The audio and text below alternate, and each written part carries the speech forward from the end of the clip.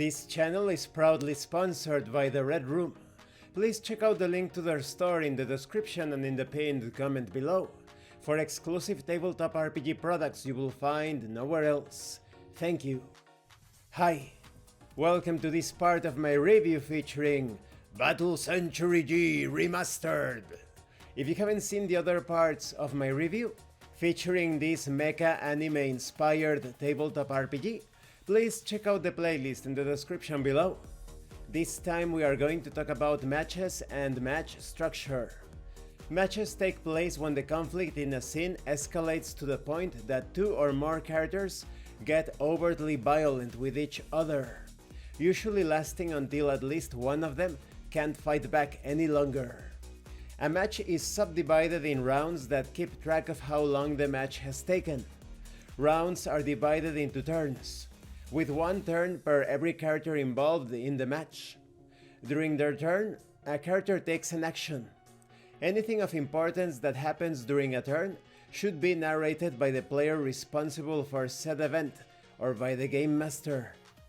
When it comes to tension, this is a dynamic number that increases after every round has passed, starting at 1 for the first round. Offensive tests, which is to say, tests made to attack or suppress an enemy, add the current tension to the result of a test. Tension bonuses are capped at 10. Let's talk about the match structure. First you have Step 0, Surprise. When a character gets the jump on another, like during an ambush, there is a surprise round with a tension of 0 before the match proper begins. The attacking character gets a turn during this surprise round, before the defender even gets a chance to roll for initiative, and they have an advantage to any offensive tests against those surprised. If multiple characters benefit from surprise, they go in whichever order they see fit. Then we have Step 1, Establishing Initiative.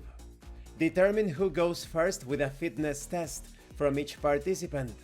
The result will become the character's initiative for this match, and it represents how fast they can act in comparison to other characters.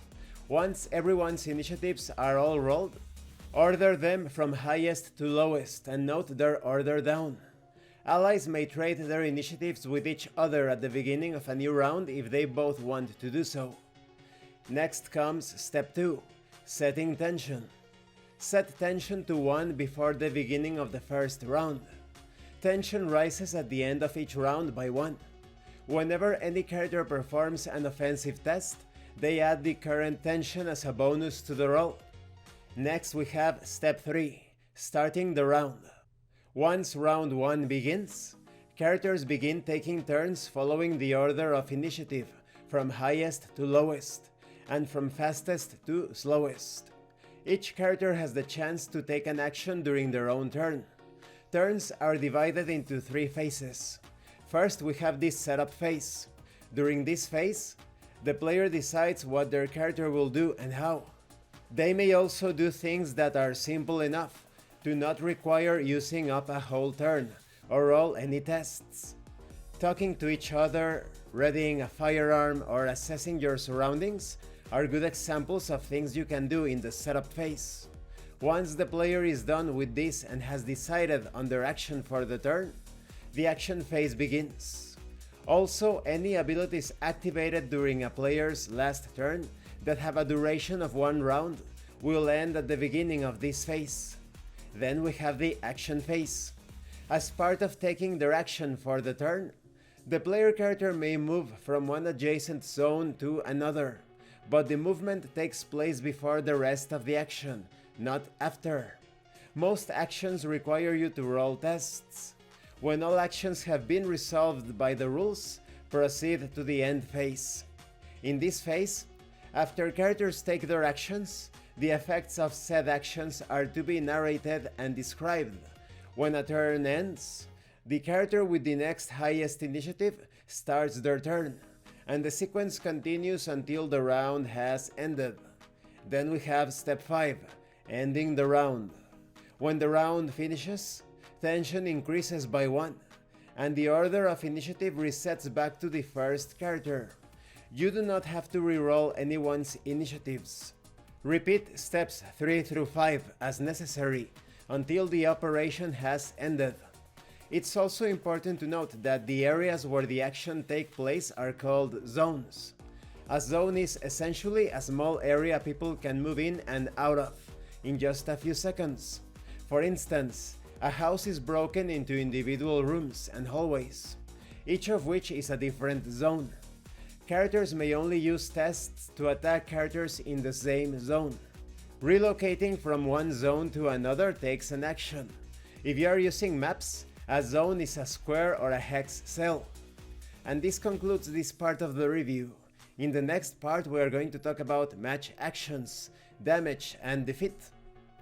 The turn structure seems complex at first, but it's actually quite simple. You establish initiative unless there is a surprise round, or rather a surprise step. Then you set the tension.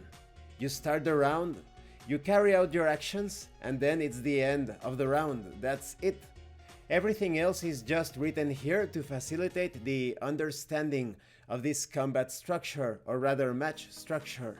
I also really like it how the tension rises, because as you will see in the next part, tension has a great impact on your actions. Thank you for watching this part of the review. Don't forget to leave a like, a comment and subscribe. And thank you so much to those of you that are going the extra mile to support the channel.